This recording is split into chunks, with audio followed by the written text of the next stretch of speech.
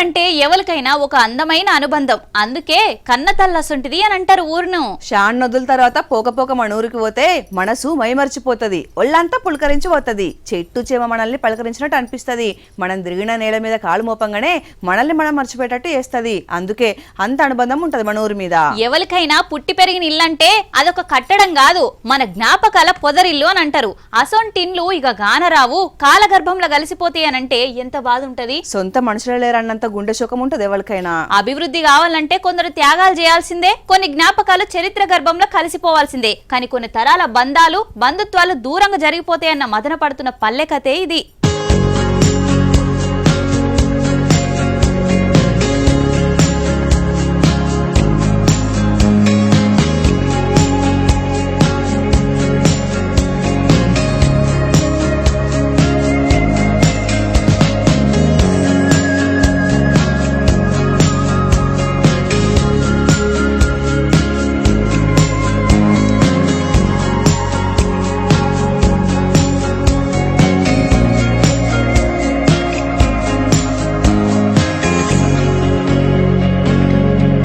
కష్టసుఖాల్లో తోడుగున్న ఊరు నిడిచిపెట్టి పోతుంటే ఎవరికైనా కళ్ళల నీళ్లు సుడులు తిరుగుతాయి. మార్కాపురం జిల్లా వెలుగొండ ప్రాజెక్టు కోసం లక్ష్మీపురం ఊరు ఖాళీ అయ్యమన్నారు అధికారులు.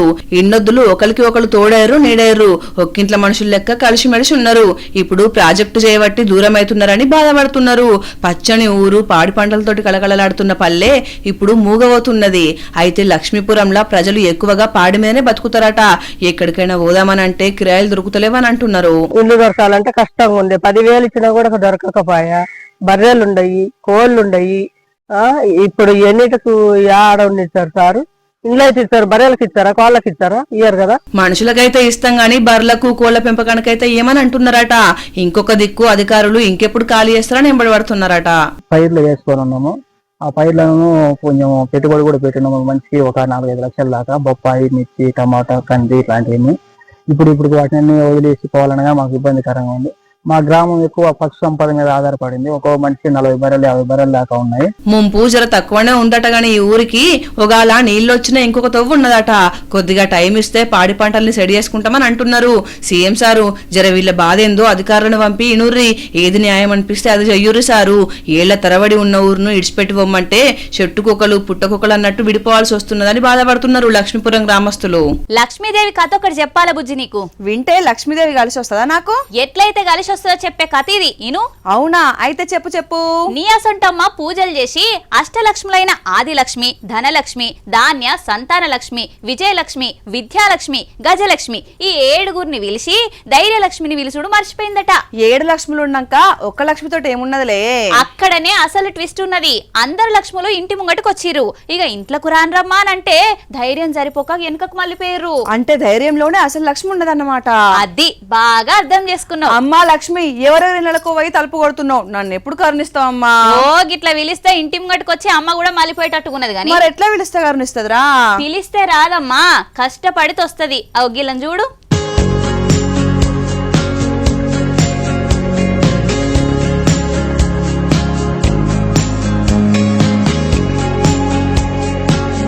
కష్టం ఎక్కడుంటే లక్ష్మి అక్కడనే ఉంటది అని అంటారు కదా. అందుకే వాళ్ళకు పంటనిచ్చి లాభాలు తెచ్చిన పొలంలోనే లక్ష్మీదేవి ఉన్నదని తోటల్నే వరలక్ష్మి వ్రతం చేసుకున్నారు.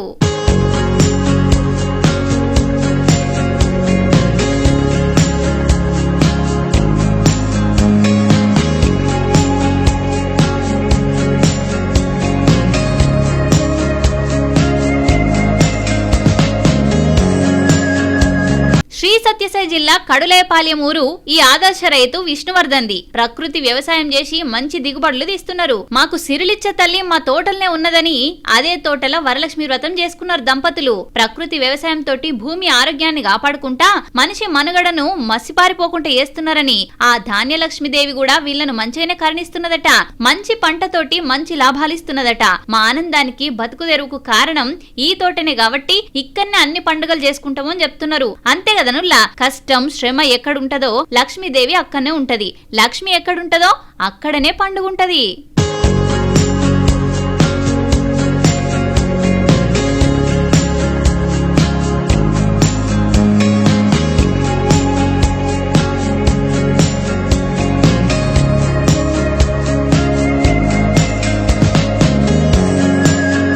దేవుడైనా లీడర్ అయినా జనం మంచిగా కోరుకుంటారని అంటారు కదా.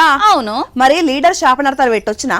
అసొంటి శాపనార్థాలు పెడితే ఇక ఆయనకు పబ్లిక్ లో పుట్టగతులు ఉంటాయా? అంటే ఉండే అని అంటవా?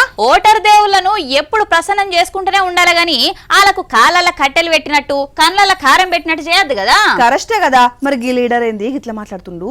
శుభం బాల్కు ఎంకన్నా అంటే గుండు మీద గుమ్మడికాయ వడాలి అని అన్నాడట. ఎనుకటికేవలో ఓటర్ దేవుళ్లను కనికట్టు వేసి ఆకట్టుకోవాలి గాని అడ్డమైన మాటలు మాట్లాడితే పబ్లిక్ కు మండిపోదా? ఆ ముచ్చట మతికిలేనట్టుకున్నది ఉత్తరాఖండ్ పువ్వు గుర్తు లీడర్ కు. ఈయన పేరు సంజయ్ గుప్తానట. మొన్నటి ఎన్నికలల్లా పబ్లిక్ కు చిత్తోడగొట్టిరట. ఇక ఇప్పుడు పుట్టినరోజు వేడుకలని జనం ముంగటికొచ్చి గిట్ల శాపనార్థాలు పెట్టిండు. स्वच्छ पानी पहले 20 फुट का पानी गाबला पीते थे, लेकिन जो पानी पीकर भी मुझे वोट ना दे उसके पेट फटेंगे, कीड़े पड़ेंगे। स्वच्छ पानी पीकर मैं उस मालिक को हाजिर नाजिर करके कह रहा हूं, जो वो मेरे लाया हुआ पानी पिएगा, स्वच्छ पानी बीमारी से दूर भगाने वाला पानी, तो उसके पेट में प्लास्टिक के कीड़े पड़ेंगे और फट जाएगा। ఇన్నరా, ఈయన ఎమ్మెల్యేగా ఉన్నప్పుడు పబ్లిక్ కు ఇంటింటికి మంచి నీళ్లు అందించిండట. నేనిచ్చిన నీళ్లు దాగి నాకే ఎన్నుపోటు ఓడిచిన వాళ్ళ కడుపులో పురుగులు పడాలే అని అనుకొచ్చిండు. నువ్వేమన్నా నీ ఇంట్లో పైసలు తెచ్చి నల్ల నీళ్ళు ఇచ్చినవా తాత? మా పైసలు మాకే ఖర్చు పెట్టినావు. నీ చెమట సుక్కలు అడిపి పెడితే నీ శాపనలు దాకుతాయి, ఉత్తగా మాకెందుకు దాకుతాయి? ఓడిపోయినా మా ఓటరు మహాశైలు మంచోళ్ళు అని కీర్తించాలగాని గీసొంటి శేఖలు పడితే సంజయ్ గుప్తా అయినా ఇంకా ఏ లీడర్ అయినా ఎల్లకాలం ఇంట్లోనే కూసోవాల్సి వస్తది. ఓట్ అనేది ఆయుధం, దాన్ని జాగ్రత్తగా వాడుకోవాలి అని అంటారు కదా. జాగ్రత్తగా ఎవరు వాడుకోవాలి? ఓటర్లా లీడర్లా? అమ్మ బుజ్జమ్మో, నీ బుర్ర పాలిటిక్స్ తోటి మురిగిపోయింది. పెద్ద పెద్ద ముంచే ఆలోచనలే వస్తున్నాయి నీకు. శ్రీకృష్ణుడు ఏమన్నాడు? నేనెప్పుడు బ్లూటూత్ పెట్టుకున్నా సరిగిన వల్లే. ఓవర్ యాక్షన్ చెయ్యకు, పని చెయ్యి, ఫలితాన్ని నాశించకు అన్నాడు. జనం కూడా ఓట్లేస్తారు, ఫలితాన్ని నాశించరు. అంటే ఏ విధంగా చూసినా ఓటర్లకే ప్రమాదం అంటావు. మరి అంతేగారా, మేము గెలిస్తే మీ ఊరిని బాగు చేస్తాం అంటారు గాని బాగు చేసినాక ఓట్లు అడుగుతారా? జనం వాళ్ళ మాటలు నమ్మి ఓట్లేస్తారు. ఇక్కడ ఎవరు జాగ్రత్తగా వాడుకుంటారు ఓటును? నిజమే, ఓట్ల నాడిచిన మాటకు అసలు ఇలువ ఉంటదా? ఓటును జాగ్రత్తగా లీడర్లు ఆడుకుంటుర్రు, జనం కాదు. అందుకే కావచ్చు గీ ఊరోళ్ళు ముందు జాగ్రత్త పడుతుండ్రు. ఏం చేస్తుర్రు? ఎవరో వస్తారని ఏదో చేస్తారని ఎదురు చూసి ఎన్నిసార్లు అమోసపోయినాం. ఇక మాతోటి కాదు, మా ఊరికి రోడ్డు వేయకుంటే పంచాయతీ ఓట్లే బహిష్కరిస్తామని అంటున్నారు అల్లూరు జిల్లా నుర్మతి పంచాయతీ పబ్లిక్. ఇంటికి 2-3 ఏరి ఆళ్లే తలా ఓ చెయ్యేసి సొంతంగా రోడ్డు పనులు చేసుకుంటున్నారు. మా రోడ్లు మేమే, మా అభివృద్ధి మేమే చేసుకున్నాక మళ్ళా రాజకీయాలు ఓట్లు ఎందుకు అనుకున్నారో ఏమో, అసలు ఓట్లే ఏమంటున్నారు.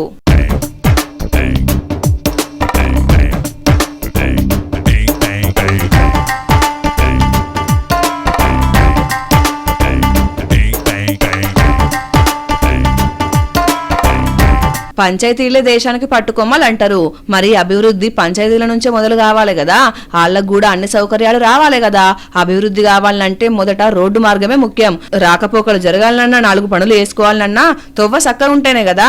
అందుకే మా దారి మేమే పోసుకుంటాం, మీ దారి గాని. పిల్లల్ని మర్చిపోయిన వార్తలైతే ఇన్నాం బాగానే. పిల్లలతోటి బయటకు పోయినప్పుడు ఎంత పైలంగా ఉండాలిరా అయ్యవలు. ముఖ్యంగా ఈ రోజులనైతే ఇంకింత భద్రంగా ఉండాలి. అరే గింత సోయి లేకుంటే ఎట్లనులా? ఖమ్మం జిల్లాలో ఏమైందో తెలుసునా నీకు? వీళ్ళ అదృష్టం మంచిగా ఉంది. 3 గంటలల్లా పిల్లగాడు తప్పిపోయి మళ్ళా క్షేమంగా దొరికిండు. ఇగో ఈ పిల్లగాడే టోల్ ప్లాజా కాడ తప్పిపోయిండు. కొత్తగూడెంకి వెళ్ళిపోయే కారు గౌరారం ప్లాజా కాడ ఆపి నీళ్ల బాటిల్ కొన్నాడట తండ్రి. వెనక కూర్చున్న పిల్లగాడు చిన్నగా తండ్రికి బట్టి కార్ డోర్ తీసుకుని వేయండు. అది గమనించక తండ్రి బాటిల్ తీసుకొని కార్ స్టార్ట్ చేసుకుని వెళ్ళిపోయిండు. ఇక ఈ పిల్లగాడు దుఃఖంలోనే ఉన్నాడు. పక్కనే ఉన్న ప్రతి పొంటరుగున్న పిల్లగాని గమనించిండు. ఎందుకో అనుమానం వచ్చి దగ్గరకు తీసుకొని ఆరాధిస్తుడే కాదు, టోల్ సిబ్బందితోటి కలిసి సీసీ కెమెరాలలో దేవులాడిర్రు. పిల్లగాడు దిగిన కార్ నెంబర్ తోటి పోలీసులకు చెప్తే పోలీసులు పిల్లగాడి తండ్రికి ఫోన్ చేసి పిల్లగాడు టోల్ ప్లాజా కాడ ఉండడం చెప్పుడు తోటి మళ్ళీ వెనకకొచ్చి పిల్లగాడిని తీసుకొని వేర్రు. టోల్ సిబ్బందిని ప్రదీప్ని అభినందించారు పోలీసులు. అందరూ గిట్లా బాధ్యతగా ఉంటే బాధ లేదు గాని చాలా అరుదుగా అట్లుండేటోళ్ళు.